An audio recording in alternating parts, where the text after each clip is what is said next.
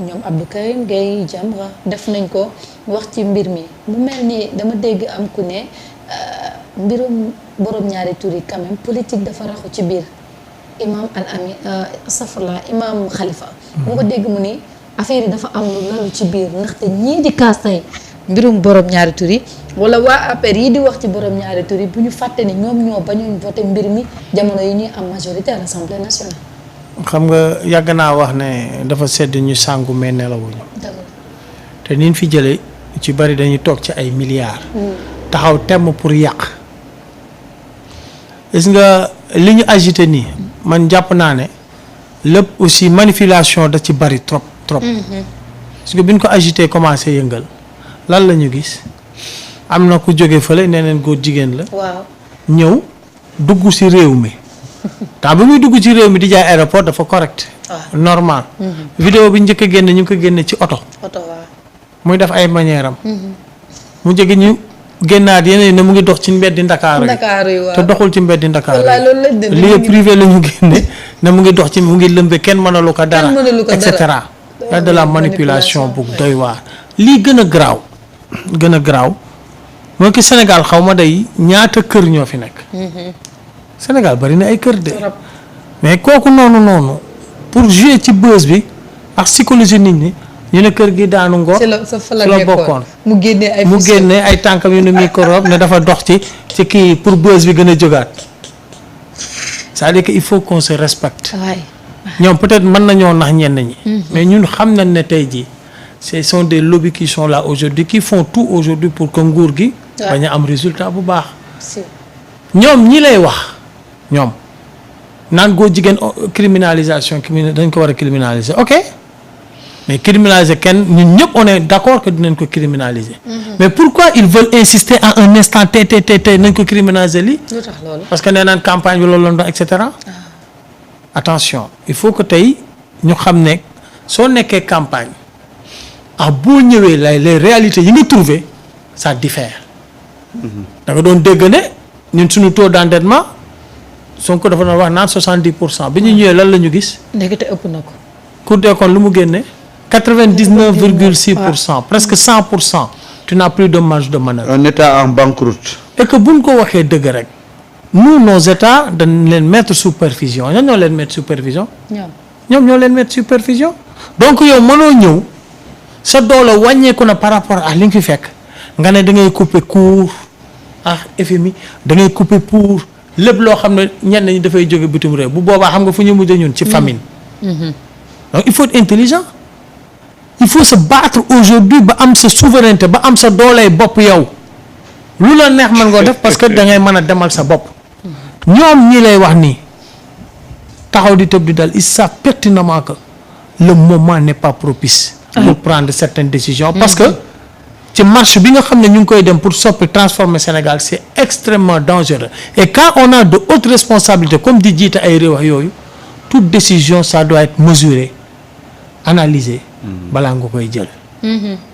fii xam nga ne Sénégal góor jigéen mënu pro gis nga góor jigéen boobu dugg ci réew mi ñëw bu fekkoon ne la mu soloon noonu ne ñoom ñu ne Dakar la nekk di dox. bu fekkoon loolu la wàcce woon aéroport. du génn ci aéroport bi. déedéet.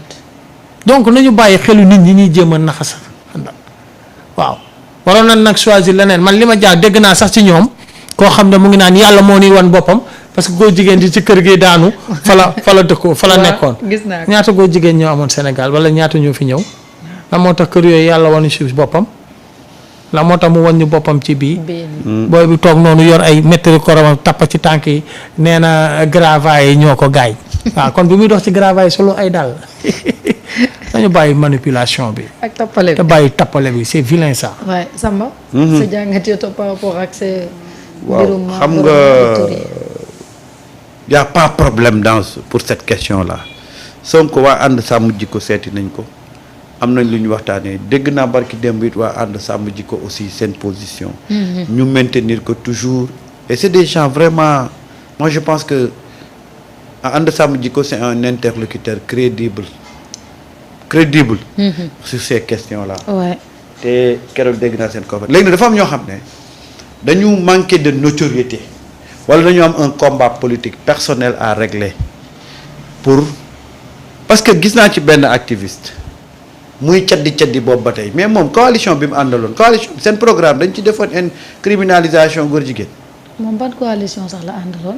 ñoom sàmm sa kàddu. ah. déedéet dégguma leen ñu wax. te pourtant mu ngi ànd ak ñoom di campagne. ñàkk a sàmm sa kàddu. ah. coalition ñàkk a sàmm sa kàddu. c'est-à-dire que man Sénégal c'est un pays bizarre quoi man waa ji maa ngi koy gis boobu ba tey muy caddi di. kër waa ji day wax ba nar a crise. xam nga mel ni moom moom daal moom dafa jàpp ne daal moom mooy centre de l'islam quoi le berceau de l'islam. waa ji moom moo doon wax ni même buñ ko nanguwul day marche day dox marche moom kese. c'est-à-dire que ndeysaan xam nga moo tax ñàkk a xëy baaxut ñàkk a xëy. baaxul parce que da ngay bëgg occupation lu yëngu rek nga mooy ci. mais ñun suñu xeex góor jigéen moom daf ci petit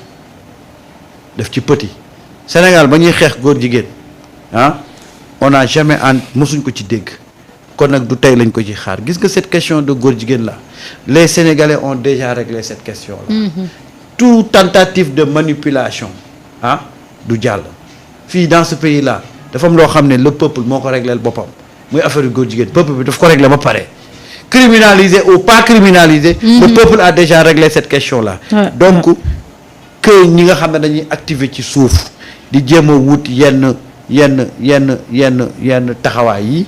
mais écoute moi je trouve que c'est des gens yoo xam ne ils vont jamais réussir ce qu'ils sont en train de faire donc moi je dis que c'est peine perdue en tout cas moi sur cette question là le gouvernement est très à l'aise Sonko est très à l'aise ci cette question là.